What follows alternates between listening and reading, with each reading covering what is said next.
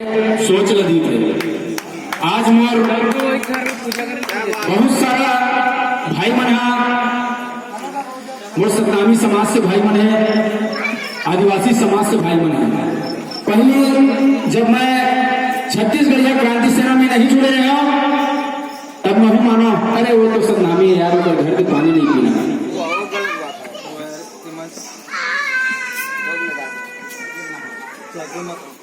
ये सोच रही थे एक समय तक छत्तीसगढ़िया क्रांति सेना में नहीं जुड़ रहे हो तब तक, मगर जब छत्तीसगढ़िया क्रांति सेना में जुड़ा तब मुझे पता चलिस नहीं, सतनामी भाई मोर भाई है, कुर्मी भाई मोर भाई है, आदिवासी समाज के भाई मोर भाई है।